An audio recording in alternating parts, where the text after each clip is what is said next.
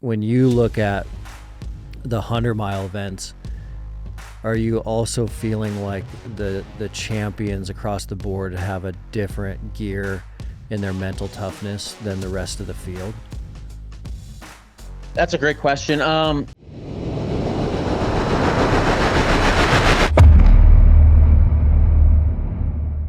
So Zach is one of the greatest endurance athletes on the planet and one of the toughest men alive. He's a world record ultramarathon runner and human performance expert known for pushing the absolute edge of what the human body and mind can handle. He's held multiple world records, including the 100-mile world record with an insane time of 11 hours, 19 minutes, and 13 seconds. That's a 6:48 per mile pace over 100 straight miles. But what makes Zach different isn't just the records. It is his mindset, his discipline, his ability to stay calm, intentional, and relentless under extreme stress. He spent years studying endurance, nutrition, recovery, mental resilience, and what it truly means to perform at a world-class level over the long haul. Today, we're going deep into suffering, resilience, longevity, and what endurance sports teach us about life. So, Zach, welcome to the MTNTOUGH Podcast. Yeah, appreciate you having me on. I'm looking forward to chatting. Yeah, we were chatting beforehand, and I'd love to hear your thoughts on the 250-miler going on right now, the Cocodona. We were just looking at the leaderboard, and this is insane. Like, Rachel's in the lead. 236.8 miles she's ran over the last 2 days. She's already won the race twice, and they're pushing through day 2 right now. Are you currently tracking the leaderboard? Yeah, absolutely. And I had the pleasure having both Rachel and the men's leader, Killian Korth, on my podcast before they started their training build for this race. So we kind of dove into their history, just their training programming and the way they kind of go about things and everything that kind of went into what they were trying to get out of this particular race. So it's been a blast to follow them and see them kind of put it into practice, so to speak. And, Rachel's just absolutely crushing it, leading the thing outright at the moment. So yeah, it's fun to see. And she's a really interesting person in general too. Just, I used to be a school teacher. And so sometimes I have a little bit of that background in my mind. So when I meet people and talk to them, I associate them with the type of student I would have had. And Rachel's just that type of student who has so much energy, and you're like, do not take her recess away. Do not take her PE away. She needs it. She needs to be out there burning that energy. And you can just see it in these long events where you have sleep deprivation, just like massive amounts of fatigue. She always kind of has that positive, high energy attitude through all of it. So man, I'm not too shocked that she's doing what she's doing at this point. it's really interesting too, even in this event, that after winning you would go back and try to win it again. It seems like, the 250 event would be something, if you won it one time, you would kind of check it off your list and be good to go and maybe focus on something else. But for her to be back year after year and at the top of this leaderboard is insane. Mm-hmm. Yeah, absolutely. And I think there's just so much exploration, I think, with an event like that, where there's this draw to try to maybe perfect some things that went wrong, or you think you could maybe do better. And we're just learning so much in live especially with these multi-day events, in terms of like what is best practice, what is going to yield the best results. So I do think there is some of that with these. I'd call them kind of trailblazers for these sort of events. They're kind of learning for us and creating a foundation of information for people who want to come in and then do it. They're finding out and problem solving all the hard stuff for us. So I think it's great to see her kind of going back to events and trying to one up herself, so to speak. It's really interesting. I think the article I had pulled up right here, it talks about those top 15 people, and then it talks about after that, in a race like this, you're just kind of out of the field. And you're out of the field because these time gaps start getting so big on a distance this long. So like Rachel at 236 miles, but then when you get down to Jeff Browning at 206 miles right now. So he's 30 miles behind Rachel. and they're trying to push for that 250-mile finish. So after Jeff, this article is considering that you're out of the depth of the field now, because someone who is not in that top of that leaderboard cannot make up the time to actually win the race, which it is unique. It's, unlike anything else on earth, where you can't kind of make up enough time, and you're pushing those gaps so far. But the footage they were showing is, Rachel in the lead right now, but Killian in second. And Killian in second, the clip that we just saw, he was kind of, he's hurting, he's hobbling, and it's just crazy. Like, here's our second place guy right now, our first place male, and he's just kind of hobbling towards that towards that finish line, and he's got 20 more miles to go. Yeah, it is one of those things where you think 20 miles in the context of 250 miles, you're kind of on that home stretch, but 20 miles is still 20 miles. And like you would imagine for some of these things, you're probably going to identify something that pops up that is maybe going to hold you back a little bit, and you hope it's not too bad. And you're just going to have a range of those scenarios. And I think, unfortunately for Killian, I think he had like a glute issue kind of in the late, like right as he was getting to around 200 miles. So I think he's been kind of managing that and still moving as best he can. And yeah, it just shows you how tough these folks are with respect to getting to that finish line, even when they're in some cases dragging their leg. Yeah. What are your thoughts on something like this, with you being one of your specialties among many, but one of them certainly has been like that 100-mile distance, and that 100-mile distance for 99.5% of humans on Earth is an insane feat. It's an insane task. It's a monumental, like, endurance event. And all of a sudden, something like this comes out and is double plus the distance. So to go from 100 to 250 is pretty insane, that they just 1.5x'd the distance for this new kind of challenge. And this new kind of challenge has legs, and has had legs for multiple years. What are your thoughts on kind of how humans just keep pushing the limits of potential? Yeah, it's a really interesting topic. And I would say, like, I went through probably a good chunk of my ultra running career ignorant to the history of the sport to some degree too, where if you go back long enough, you have the 6-day event, which was one of the most popular ultra marathons earlier, before we even really had kind of structured trail races. And I mean, it was just essentially, a lot of times they were on these short loop courses where you'd see how far you could get in 6 days. And it actually peaked in popularity in the early 1900s. And they used to pack what used to be Madison Square Garden with people just spectating these runners trying to see how far. And I mean, it was just absolute chaos. They'd have people trying to poison the competitors, and they were betting on them. It was just, I mean, it was like the big shots in that event were celebrities, essentially. So the sport kind of like dwindled for a good chunk of time, and then had another flare up with the trail stuff. And now more recently, like, maybe the sport of ultra running as a whole is starting to grow a little more aggressively than just kind of the trail stuff or the single day stuff like I've done historically. So seeing kind of like where the modern day ultra stuff has sort of leaned towards, and where the interest has got, I think it's fascinating. I would have never predicted that these 200 to 300-mile trail runs would start to grow at such a rate that the spectators would gravitate to that at a high enough level, where you see, like, now the Cocodona 250 live stream is so popular. Yeah. And, Killian and Rachel are two examples of athletes who prior to this year really didn't have good sponsorship support. They were basically for the most part, paying their way to do these things. Dang. And now they're like fully funded, full-time professional runners.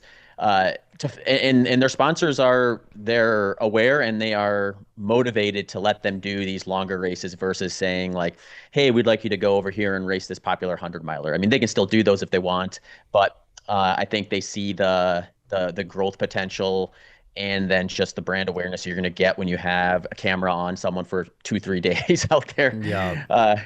So it's really fun to see that. Yeah, and for me, it's interesting because I have focused on single day ultras for the most part in my career, and that's just where I've kind of gravitated towards my interests and my real, like, deep desire to kind of find what can I do. In 2013, I did my first short loop 100-mile race, and I was fortunate enough to have a really good experience there and break the American record for 100 miles and the world record for 12 hours, distance run in 12 hours.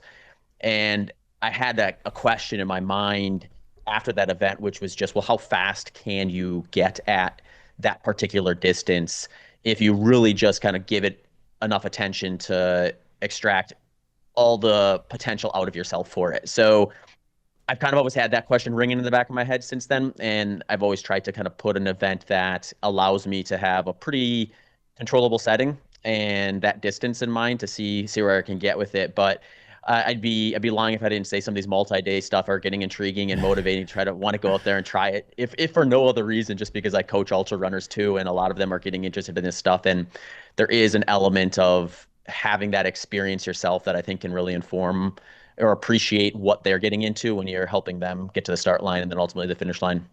Mountain Op supplements keep you going steady. I've personally been on their Yeti pre-workout for clean energy without jitters, and their Hydrate to stay topped off during long days when you need those electrolytes. Creatine and protein are a staple for me for building and bouncing back. Plus, they have no junk, just real fuel. It's simple, reliable stuff that helps you push when it counts. Get 20% off Mountain Ops supplements at mountainops.com using code MOUNTAINTOUGH. That's MTNTOUGH. All right, now back to work. It's really fascinating because I think about you, and do you feel like you kind of got more addicted to running, or did you get more addicted to like the mental toughness and the mindset, specifically because of the events that you're choosing are a unique type of mental toughness. They're a unique type of mindset. So like the difference between 100 miles on a trail versus 100 miles on a track is this completely different mindset of now you don't have the scenery to look at, you don't have the changing terrain, the changing environment around you. It's just you and the track trying to push that for speed. Is that really kind of what you became obsessed with almost more than running, was the mindset side of it? Yeah, I mean, that's a great question. I would say like the thing that really I identified as a strong why for me or a strong drive was just the mental aspect of trying to navigate the distance, which I could apply that almost to any event. I don't necessarily think that was maybe unique to the type of 100 milers that I chose. It can be unique. I shouldn't say it isn't, but I think that's translatable enough where I would trust it in a different setting. But where I really get motivated is the running aspect of the sport. So, a lot of times ultra marathoning is going to include a lot of hiking and a lot of running. Mm-hmm. So you can get variances of that depending on the duration of the event or kind of where you're at from a fitness standpoint, and then also the terrain that you're on. So like when I line up on a short loop course and I'm going for a fast 100-mile time, I'm going in that with a mindset that if this goes well today, I will run every step. I might stop a couple times to use the bathroom, but realistically, like my five fastest 100 milers that are all under 12 hours, my total stopping time for them on average is, between like 90 seconds and 3 minutes. So you are basically running the Dang. entirety of that time frame in Dang. that distance. And I really like that. So to me, I think the thing that I need to solve and figure out if I want to really get more engaged with multi-day ultras at a personal level is learning to really enjoy the other aspect of it where, okay, there's going to be a portion of this where it's going to behoove me to not run and reduce some of that loading from the running mechanic and transition into a hiking or walking and get a little more comfortable with kind of the protocols with that and then the training requirements for that too, because that is a specific mechanic that you can improve, get Yeah. more efficient with. Yeah, I talk to this because when I'm coaching someone, let's say they're going to try to break 24 hours for a 100 mile, that's 4.2 miles per hour. So you're kind of at this like brisk walk pace, Mm-hmm. but it's not going to be constant. So it's kind of like this slow run, kind of relatively fast walk, sometimes slow walk, I guess. And it all kind of averages out to that. So we start looking at like, well, realistically, like what percentage of this event do we think you're going to be walking or hiking versus running?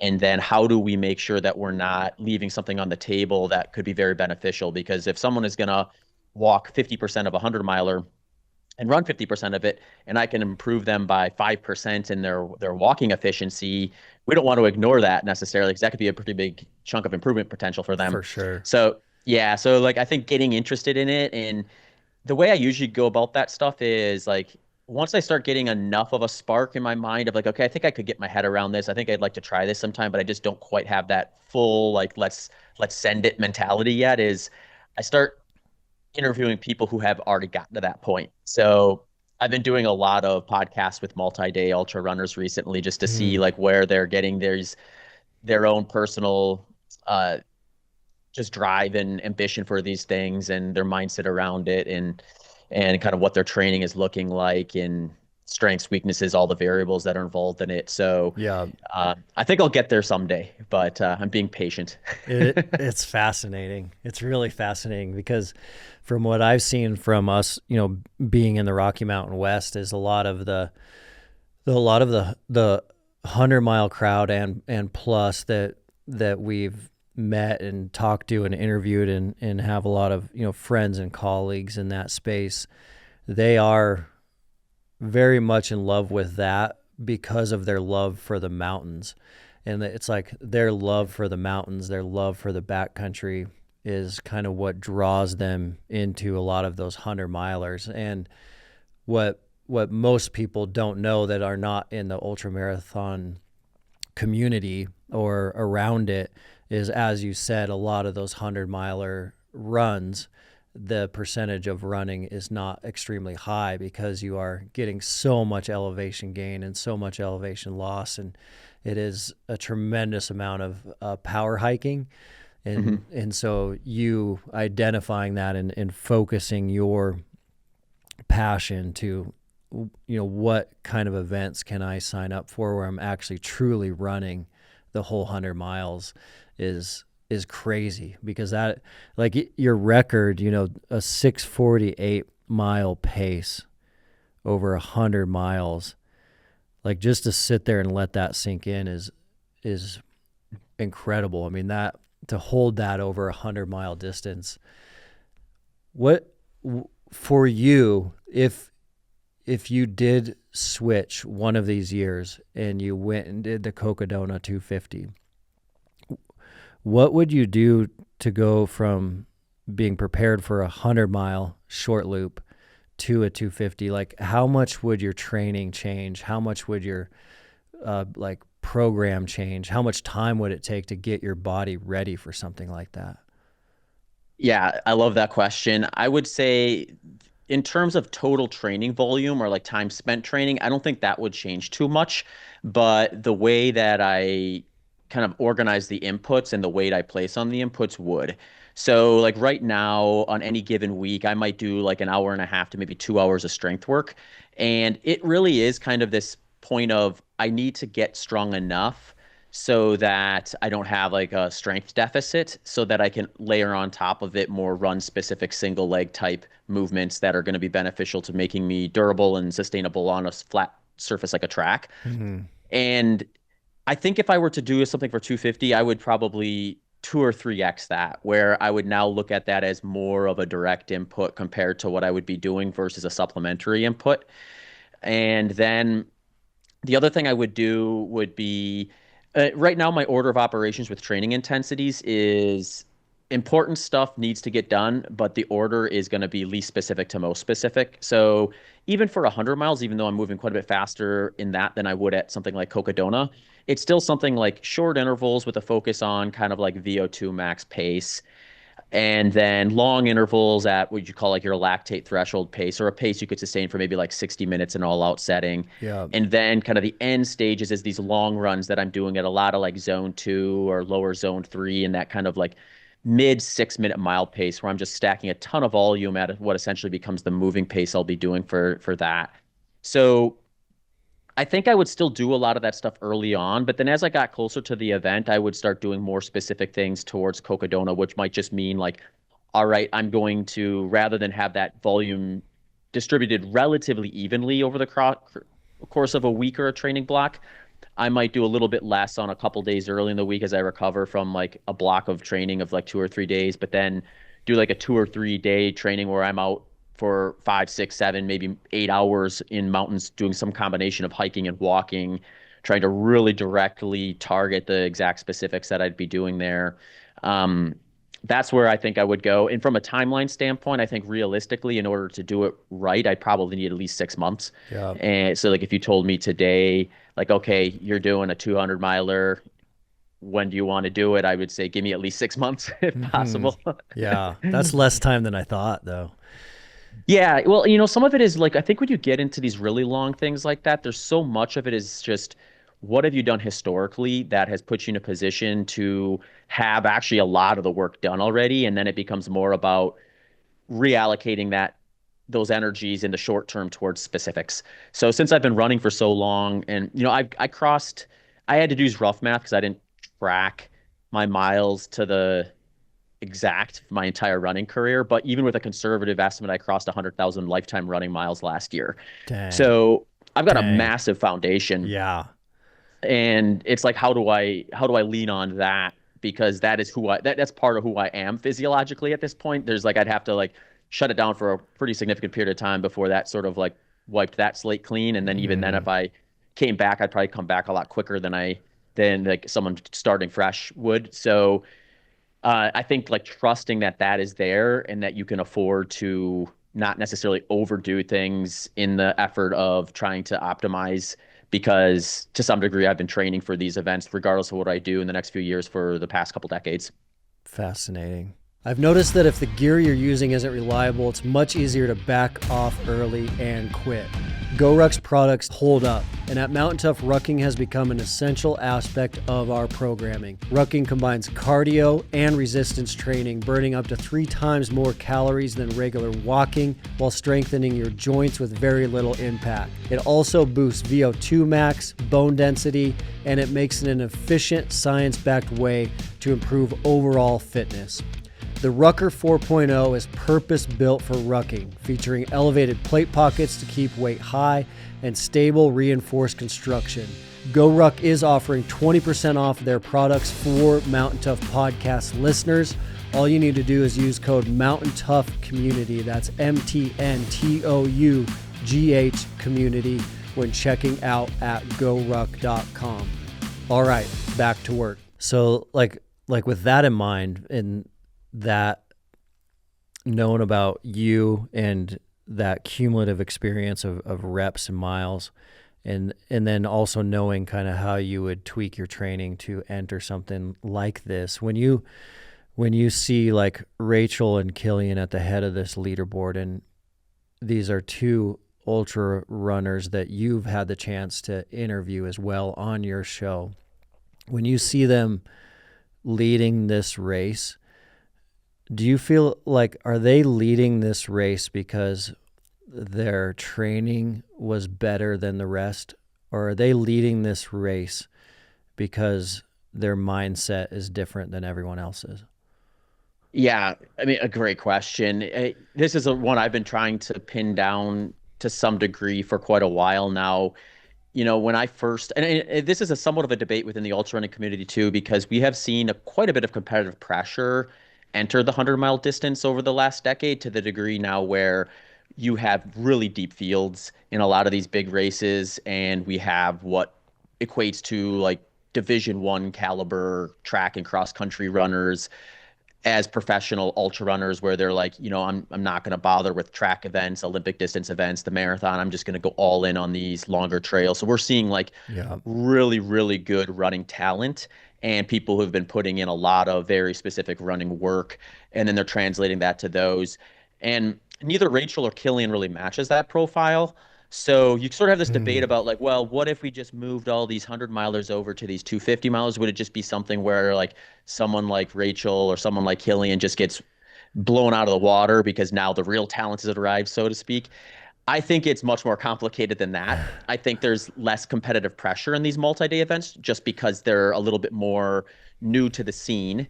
and they're just less accessible too when you think about it, like just from a training and a cost to do it, whether it be just the training demands that you would need to do, and just the event cost itself. You think of yourself being out there for a few days on this course, you're going to want crew, you're going to want to have like supplies and all sorts of stuff. So it's like you spend a ton of money to do one of those things. So there's just like a little bit of a less of an accessibility point for those. So then it kind of lowers that like competitive depth to some degree because of those things.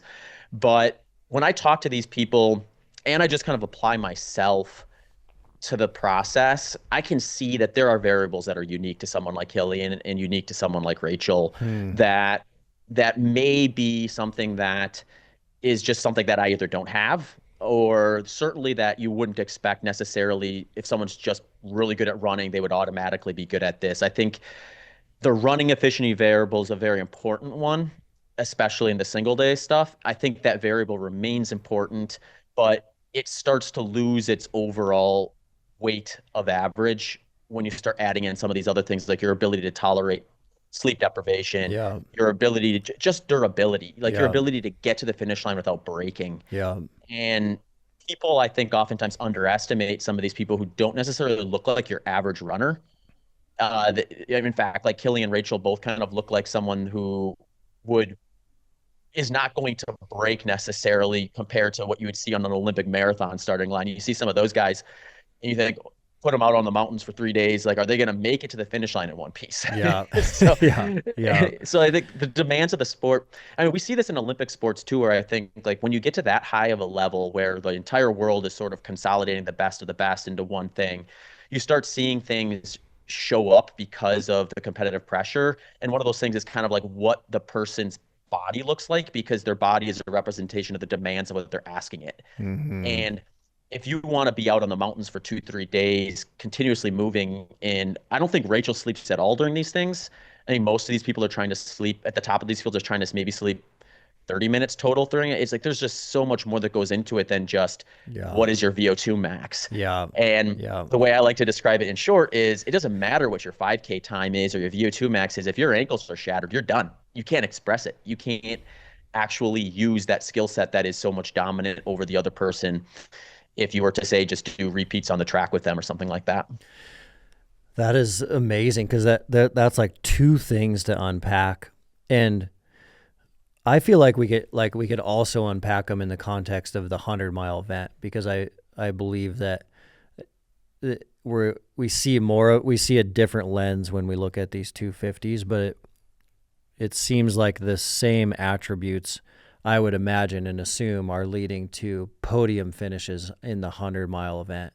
And I guess it's probably three pillars that are leading to podiums in the 100, and that is training. Well, it's training and genetics, and then there's durability, and then there just is this mindset, like this mindset of I'm going to push through this pain, I'm going to push through this sleep deprivation, the cold nights, the elevation. I'm going to will myself to the finish line.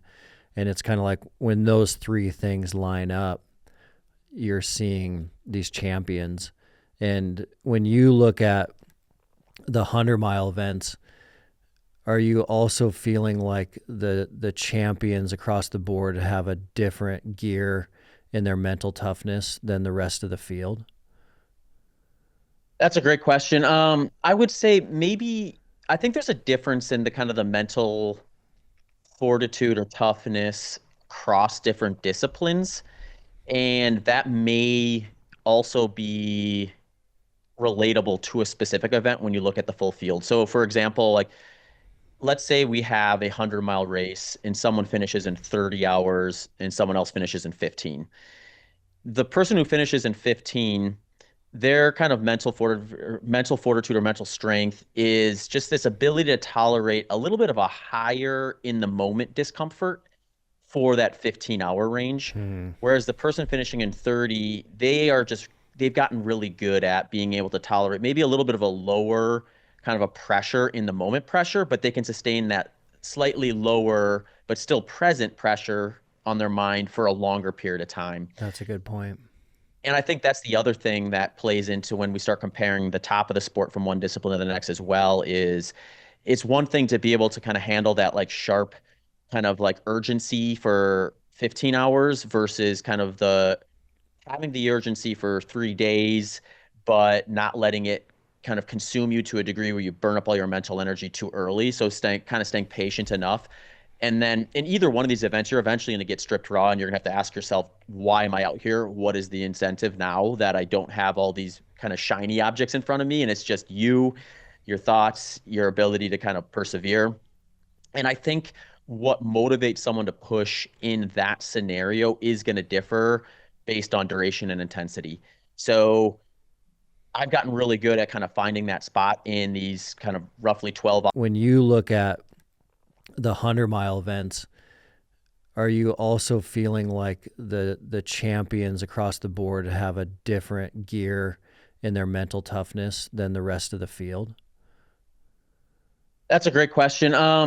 For probably a total of 12 hours at this point over the course of the last 36 hours, how bad do I actually want this? And that's just a different type of mental toughness or something that probably needs to get learned in a different way or needs to be shaped in a different way. So there's probably attributes that lead to both of them, but then how do you actually take those attributes and mold them to the specific demands of that event?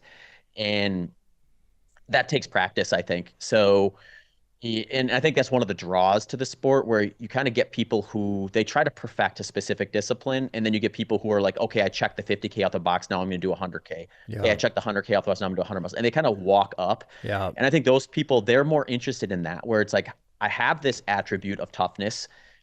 Just by being in that sport alone and completing these races, you probably have a much higher than average amount of mental fortitude or mental toughness. But then like they're curious about, well, how do I continually mold this into this next step or this next kind of like time frame that is going to take me to finish it?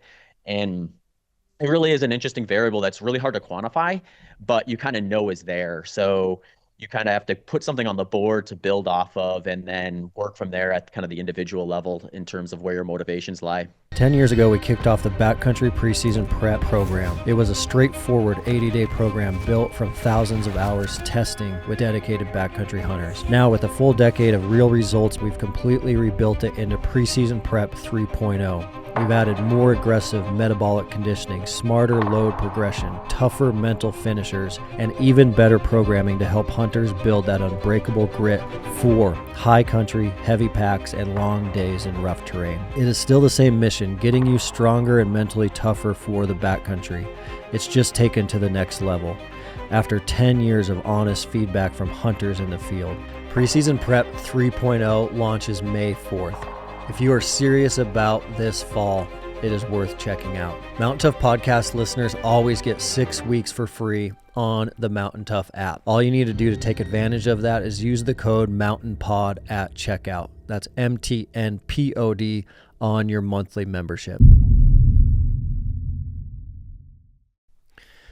That's such a good explanation, because the real like root of the question is, how do you make people tougher, and how can you train in others and in yourself mental toughness? And I've heard the same analogy before, the one that you started with, where I remember decades ago, like the Kenyans winning the Boston Marathon, were winning it in 2+ hours, and an interviewer asked them about toughness, and they said, hey, the person that's finishing Boston in 4 hours is much tougher than I am, because I was only out here for 2.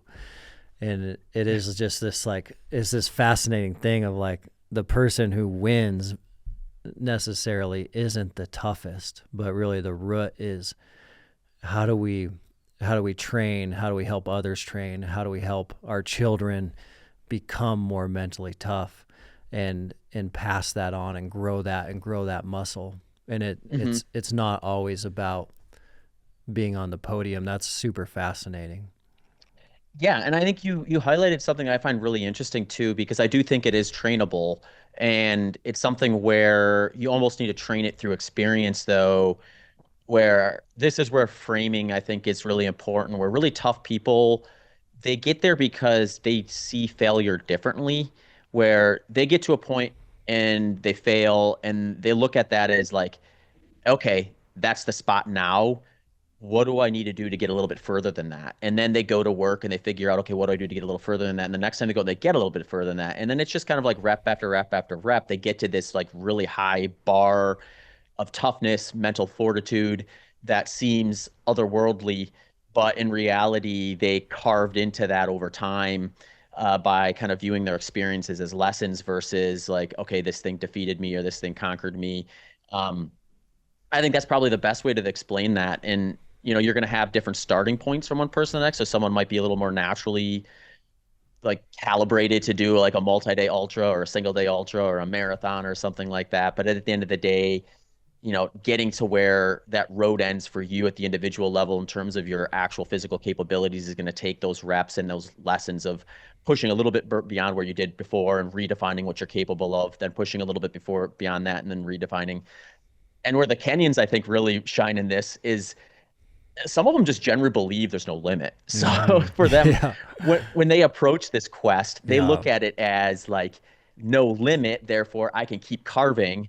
Whereas if you start putting these parameters down, whether they're accurate or not, you can maybe short sight your end goal target, and that can impact how far you incrementally move along the way too. So I think that part of the mindset is really interesting. Yeah, I think it's incredibly interesting, and I think that how we train it and how we help others achieve more of it is always so fascinating. And one of the tactics that's like well documented in like special forces training is one way to grow mental toughness in an individual is to put them through a series of events where there is no known finish. The finish is unknown, and you're done when we let you know you're done. And that part of that mindset crushes a lot of people, but then working through it adds this new layer of mental toughness. It grows that muscle. And so one of the events that is also like recently growing are these events that in the ultra running community are the ones where it's like last man standing, and the last Yeah. man standing is fairly like it got some publicity because Chad Wright's documentary was able to go out on that one in Tennessee, the 1 mile loop on the 20-minute EMOM. Every 20 minutes you just go, and when there's only one runner left, that runner is the winner. And I was like, man, that is in one way, in one component of mindset, one of the ultimate ways to test it of like, who is the last person left. And the thing I love about seeing that kind of event was you can see, and it is well documented to your point of no limits, that event shatters a lot of people's limits. And so, the documentary that many people have seen kind of highlights the winner, but what you also see is like the guy that thought he was going to get 40 laps got 56 laps. The guy that thought he was going to get 70 laps got 85 laps. And it creates this world where like, because there's no limit on you are done at 100 or you're done at 50, it shatters those limits. And I think that's like what the Kenyans are digging into, that power as well. It's so fascinating. Yeah, that is one of the more interesting events, I think, on the ultra running menu today. And talking to the people that do that, there's some similarities with the multi-day folks where I think these people are sort of defining for us what is the foundation of going about these in terms of preparation and race day execution. And between those two things, we don't really know what we don't know. So them learning it is kind of creating a platform for people to come in the future and build off of what they've done. So I see the time frame that we're in right now as really interesting and really important because we have basically kind of these like founders doing the hard work, the trailblazing with these events. And then now that they're getting a lot more publicity and sponsorship support, we're seeing people come in that maybe otherwise wouldn't, because they're like, okay, there's a path forward here other than just my own kind of hobby interests. And we're going to see people improve upon their performances because of what they did, not because they're necessarily better than them. It's just like any kind of development. When you kind of grow over time, you have more tools and insights available to you. So one of my things that I've been really interested in, along with these multi-day runners, is also these backyard ultra runners. So like guys like Phil Gore, Sam Harvey, who have it is interesting because like the world record for that, it is dependent on two people, right? Like, because it ends when you're the last man standing. So if it's at 119 yards, which is like a 4.2 mile loop, just under 500 miles right now. But, in theory, Phil Gore, who has that, he could have kept going and going and going, had Sam Harvey, the guy who had the assist that year, been able to stay out there a little bit longer. How far did he go? He went 119 yards. So that's like coming up on the fifth day, basically. Dang. Yeah, it's wild. Dang. And my perception of that event has changed as it's gotten more popular too. Because at first I thought this was this interesting setup where being fast was really a very unimportant variable, because you don't really gain anything by being quicker around that loop. You just need to get around it in time, take care of yourself, and go back out at another one. So in fact, you could probably do damage by being too fast and going around. But then as we saw the record get pushed out, you started realizing like the big roadblock was sleep deprivation. So Phil Gore, I think, has probably one of the most unique, best protocols for this, where during the daytime loops, he'll run a little bit slower. So he's finishing with enough time to take care of himself, like get water, get food, change his shoes and socks when he needs to, keep his feet clean, because you don't want your feet to go. If your feet go, you're toast eventually. So you got to take care of them. And then at night, he runs faster because he's like, this is when I have the most sleep pressure. And he'll try to finish a loop in like 40 minutes. So he can lay down and try to bank 10, 15 minutes of sleep. And if he can do that like 8 hours in a row, now all of a sudden he's banked close to a couple hours of sleep, which doesn't sound like a ton. But when you start compounding that for day 1, day 2, day 3, day 4, it makes a difference. So then it's like, okay, well, you do have to be fast enough where you can comfortably get around in 40 minutes during those nighttime hours when you have a ton of fatigue, a ton of soreness on you. And I still think that's the speed component, or how fast your component for an event like that, is much lower than, say, a 100-miler, but it's not insignificant. So there's still that balance there between, all right, I got to be fast enough to be able to employ that protocol because Phil's going to do it. And if you can't, then he's going to beat you. But I also have to be durable enough. I also have to be working on all the other things that are important to being able to stay out there for that long that maybe conflict with that a little bit. So it's just a much more kind of like balanced kind of structure of needs versus what we maybe see sometimes get identified in shorter events. Man. And I really like that about that sport, and just seeing where these people are coming from too. You don't see people necessarily coming from running backgrounds, because you don't necessarily need to have that strong running background, because it may be one of a few equal variables compared to other races. What's that race called? It's just the backyard ultra last man standing format that you were talking about, where you have that 1 hour, or actually you were talking, I think, about was it Chad Wright? I think he did a similar thing where it was 20 minutes, 1 mile. Yeah. The format that's gotten really popular is it's 1 hour and the loop is about 4.2 miles. Dang. But the same concept, where every hour you do that loop and you keep going until one person's left. So they've pushed that out to 119 loops or yards at this point, and it's just getting more and more popular. For more than a century, America's sportsmen and women have led the way in paying for the restoration of wildlife, conserving habitat, and investing in the future of our natural world. This is a legacy built not on what we take ourselves, but on what we give back. That's the nature of conservation, paying it forward for the next generation. This is the reason Mountain Tough is a proud partner of Wild Sheep Foundation, an organization committed to keeping and putting wild sheep on the mountain. If you're not already a member, learn more today at wildsheepfoundation.org. 119 4.2 mile loops. Yeah. Mm-hmm. So they're in the 500 mile range? Yeah, they're just under 500 miles right now. Dang, that's insane. That is insane because they're pushing 4 or 5 days. And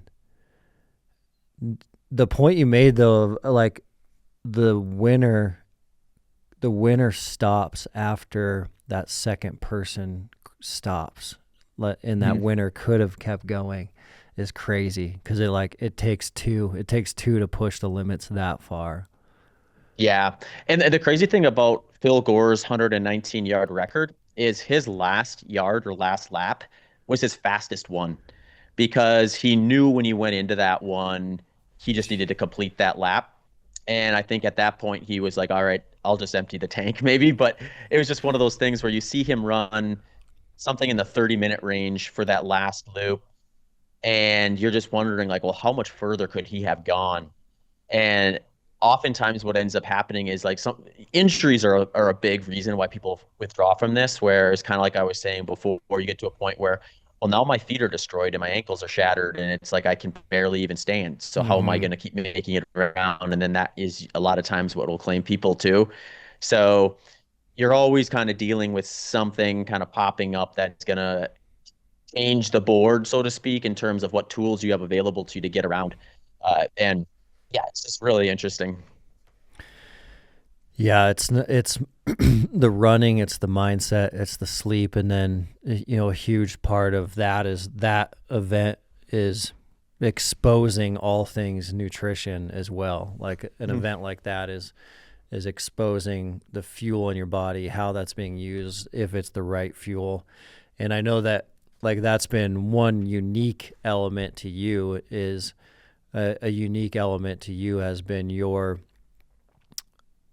passion and your communication around doing a lot of these events more on the ketogenic approach. And so getting your body to burn fat versus carbs has been one of your areas of expertise and help for these endurance events. And when you're seeing like the Cocodona and you're seeing these backyard ultras and the work that you're doing, are you still kind of finding that switching to fat is still kind of part of the superpower, at least for you and your success? Yeah, it's a really interesting topic. So I would say like once you start getting into these multi-day things, I think there's a much wider window for approaches that you're going to do because you're at such a low intensity. And even the 100 mile to some degree, where I think the sport is getting to a point where we're identifying more things. So for the 100 mile, like I did low carb for 14 years. I did my first 100 miler last year on a high carb approach. And part of that is just what we've seen over the last 2 or 3 years is there was like this bottleneck in ultra running where you knew you needed to get in a certain amount of energy in order to just support the efforts that you're doing. And it's really tough to do that with respect to average fat oxidation rates and average carbohydrate oxidation rates before you'd maybe run into like a digestive issue. But like we've learned a lot more over the last couple of years around just like how do you train your gut to be able to tolerate higher amounts of carbohydrate intake. So now we're seeing kind of like a lot of the top runners in the sport shift towards something closer to maybe around 100 grams of carbohydrate per hour. So like the sport seems to be kind of moving in that direction. And then there's me and a few other people who've kind of explored like the low carb approach. And I've still run my fastest time on a low carbohydrate approach. I don't necessarily know whether high carb is going to yield better results for me or not. There's definitely unique trade-offs in things where when I'm high carb, I can hit like short interval sessions at a much higher degree, like I'm noticeably faster in those. But then I also have to be able to hit higher amounts of carbohydrate on race day too. So it's kind of one of those things where you need to make that balance of can you get in the necessary fuel to be able to leverage the high carb approach. And that's kind of something I'm just experimenting with right now. Dang. Although if I went to a multi-day, then I think I would maybe be a little bit more like, I definitely wouldn't be as high carb as like what a lot of these endurance athletes are with that. Because I think for an event like that, I think it just lessens the value of being able to maximize something like VO2 max. And that's already not necessarily the primary intensity for something like a 100 miler. So you start putting that into 2+100 miles. Now all of a sudden it's even less of an important Yeah. variable. But yeah, I mean, I would say like the marathon at the professional level, there's really no way around high carb just because the workload is so high and the oxygen demand is at a premium. So those guys kind of have to figure it out, or they'll just get worked out of the top because there'll be enough people who are able to make that work where they can't tolerate that trade-off. Whereas once you get into like the 100-mile distance, especially for the average person doing these things, now all of a sudden, I don't think there's necessarily that limitation there. There's still Mm. trade-offs, but they're trade-offs that are possibly able to be surpassed with other things if that person tends to just do better for one reason or another on a low carbohydrate diet. So I think there's just probably more workable options that don't necessarily like take peak performance off the table when you get into these longer events. And, I think working with people then in terms of finding a dietary approach they could be consistent with, and then also leverage properly on race day is going to be the big driver as to where somebody goes with that. Wow. Um, because like, I think for me, like, I had a pretty high workload still when I broke the 100-mile world record and had my PR where, my workload was between 800 to 1,000 calories per hour. But I was able to supply the carbohydrate side of that with just 40 grams, which is about, quite a bit, 40% of what most people would be taking in during a 100-mile race that it has a workload of that height. Yeah. So it is something where I think like, yeah, if you have a hard time for one reason or the other doing the high carbohydrate gut training required to be able to sustain 100 grams per hour for a 100-miler, reducing your carbohydrate intake to the degree where your fat oxidation rates increase to where all of a sudden 40 grams maybe feels a little bit closer to 80 to 100. Yeah. That's a path that I think can still yield some results. So I'm intrigued by kind of how the sport grows and changes as we get more information. So I was interested enough, given that I had never done a 100-miler on high carb, that I'd switched to a low carbohydrate before I did my first 100-miler. So I didn't have any personal experience with it. So it was just like, all right, let's see what these guys are experiencing and at least rule out or confirm if it's going to be a better approach right now. So I'm kind of in that kind of self-exploration period right now as we speak. What's up, guys? Dustin here. As you know, good music in the gym for your workouts can change everything. The right music allows you to flip that switch and keep pushing when you need a breakthrough. We've been running the Turtle Box speakers for a while now, and these things are waterproof, tough, loud. These things are built like a tank. The Turtle Box Ranger is great if you're on the move. The original covers most days, and that's what you see around here. And the new Turtle Box Grande puts out some serious volume for big spaces. Check them out at turtleboxaudio.com. That is crazy, dude. Because like you are specifically very analytically focusing on nutrition for performance, whether it is race specific or event specific. Like you'll use the best tool necessary to get the job done based on all performance metrics, which not many people are thinking and working at that kind of level. And with Mountain Tough and what we do, we specialize in training backcountry hunters and a lot of special operations members. And in those events, the events that we're training towards are that lower intensity. And so it's really long days, heavy packs, lots of vert, lots of rugged terrain. But your heart rate is low. We're not operating at that high intensity. Same thing, like we're not operating much at that VO2 max level where it's going to make or break a difference. And still, if you look across like those industries, if you look across, special operations and you look across backcountry hunters, it's still fairly normal for people to be looking for carbs all the time in all of those events. So, like sugar spikes as you're hiking or sugar spikes as you're working through, and it still hasn't like trickled into these like different industries that, you know, maybe there's a better way to operate, especially at the intensity that we specialize in is not maximum output. But then there's the whole other side too, which I am interested in your take on, is like there's the rest of the year too, where you're training and you're just living life. And when you're training and you're just living life, are you feeling better on that lower carb lifestyle? And because of just how your joints feel and how everything else feels, your cognitive function, you know, is it something that is worth it in the non-training lifestyle, or especially like the non-event lifestyle?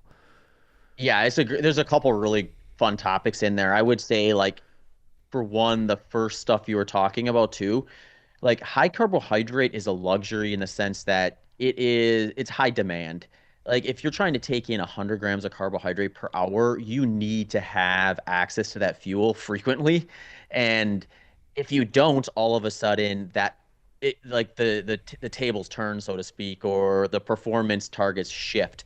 So like if you have an event or an operation or anything, a project where you're just not going to have access to that kind of input, then you want to be able to have higher fat oxidation rates so that you're, one, not carrying more than you need to be carrying, or two, finding yourself in a bad situation where you need the fuel and you don't have it because you don't have that onboard fuel source as potent as you would with a lower carbohydrate diet. So I think that's one thing too, is like really a lot of this stuff is like being transparent and like understand like the trade-offs, because everything has a trade-off. Nothing is like 100% like this is going to always be better in every situation. So understanding where those trade-offs are in the specific context is really important. And then like you said too, it's like it's one thing to focus on what was the quality of a single workout when I hammered the carbs, or a single race when I hammered the carbs, versus having to have a lifestyle that is conducive to be able to do that on a frequent enough basis to use that approach. And that's where I think there is also a difference that is likely going to come down to one, what is a person's primary goal? So if someone's, because from my experience with low carbs, it's a very durable approach. So like I could make more mistakes with respect to like timing of eating, sizes of meals, frequency of eating, and things like that on low carb, because you are just burning a more available supply of fuel. Whereas on high carb, I have to eat more frequently. I usually have to eat smaller meals, and I also have to be a little more mindful of timing. And I think this might be a little bit more of an individual thing than necessarily like this is the case for everyone. But for me, if I'm trying to hit a certain amount of carbohydrate in a day, I need to try to get most of that in like the first 2/3 of the day when I'm still relatively active. And then once I finish my final training session in like the late afternoon, early evening, and then kind of start getting around dinner, even on a high carb approach, I find that being a little bit more, putting more of my fats and proteins at dinner time and less of my carbohydrate helps me with sleep. Yeah. If I end up in a situation where I'm doing a high carb diet and I get to the end of the day and I'm like, oh, I need to eat 300 grams of carbohydrates tonight in order to kind of hit my totals, those are the nights where I find I have a harder time sleeping. So some of that is just really kind of getting into the individual weeds of just how your body responds to different things. Because I think there's also potential sleep issues on low carbohydrate too that can be individually tricky to kind of navigate. But, you know, for me, I find just the application of low carb is just a little bit easier to do, because you can kind of move through the day without as much kind of variability. So you get some really potent options with high carb, where like I feel like if I really want to punch it hard, you know, that tolerating the less durable nature of a high carb diet is going to give me that. But if I want to be able to navigate the day with less predictability and feel a little bit better, you know, low carb is a pretty good option within that. So, you know, when you take peak performance off the table as the primary driver, then I think you get kind of individual characteristics of kind of how you want to engage with that and what kind of structures you want to put in place. And, you know, the people that I work with that tend to prefer low carbohydrate, they tend to be the type of people who are more likely to want to be able to have a more durable approach versus a more volatile one, so to speak, or varied one, so to speak. Yeah. Did you experience like obvious inflammation markers in the different approaches? Like, did you experience that your body was lower in like an inflammatory response on lower carb? I didn't really have any clear signals of that necessarily. It was something where you I find it to be something where I think a lot of the inflammation stuff comes with, but like unwanted weight gain in some cases, or potentially like some overtraining possibly. So like if you would leverage carbohydrates to such a degree where now you're pushing beyond training, adaptation, recovery tolerances, then I could see carbohydrates can maybe like kind of like caffeine, where it's like, okay, the right amount is going to give you a performance. Too much is going to come along with all these trade-offs like anxiety and Yeah. jitteriness and that sort of stuff, or poor sleep in some cases like that. I think carbohydrates kind of can be the same way. Um, for the average person, I think a lot of times when they see a reduction in inflammation with a low carbohydrate diet, it's because for some reason they are able to sustain that diet better. Maybe it's just more satiety, higher satiety for them. They Yeah. can stick to it. They're more consistent with it, and they start seeing that unwanted weight drop off, and that unwanted weight coming off starts to lower their inflammatory markers. Because when you start getting into the world of just like nutrition-based diseases and things like that, almost all of them are highly influenced by unwanted weight gain. And if you can Mm, reverse that with that's almost fascinating. any, yeah, almost any input that reduces that is going to come along with a lot of the relief of some of those symptoms.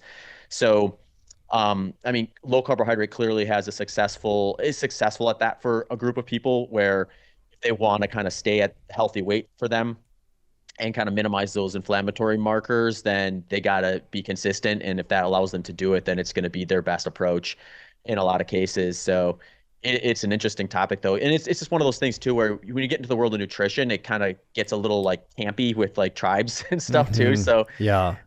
it's an interesting thing to navigate, because like when someone finds something that works for them, they are excited obviously because they're like, they finally found a solution.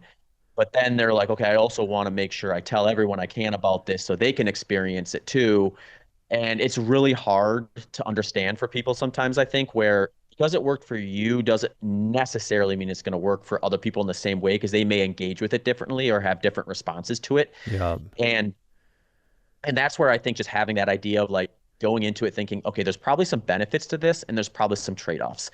I need to figure out where those are and how they fit into my lifestyle and my goals, and then organize them in a way that is going to be sustainable for me and create consistency. And wherever you land with that is probably going to be your best approach in most cases. Such a good way to look at it. Yeah. Such a good way to look at everything. You know, the pros and cons of every decision, and they're in every area of life. You know, there's pros on one side, cons on the other side, and that comes down to like our training, our diet, our sleep, our goals, every single area. And it's kind of what are you willing to accept based on, you know, the things that you're going after and the things that you want to excel at. And it's the same across the board. Zach, I do know we're at the top of the hour, and I want to be respectful of your time. It's been amazing to catch up with you and to get your feedback and you know, get your perspective on some of these 250s that we're seeing live right now, and it's been extremely interesting. And there's just tremendous value, and I think our audience listening from your expertise and, you know, how we can take your wisdom and utilize it more like in this world that we're living in of these longer endurance events, but they're different. You know, it's rugged terrain with heavy packs, but there's so much, you know, we can learn from your wisdom. I appreciate it. It was a blast coming on and chatting with you about some of this stuff. It's always fun to dive into the topics and talk about ultra running, and hopefully your listeners will find it valuable for what they're up for. And if they're interested in trying out an ultra or any running race, you don't have to do an ultra. You can do a 5K, 10K, any of these fun kind of like events to get a taste of the world is on the table for everyone if they want it. For sure. Awesome. Thanks, Zach. Appreciate it.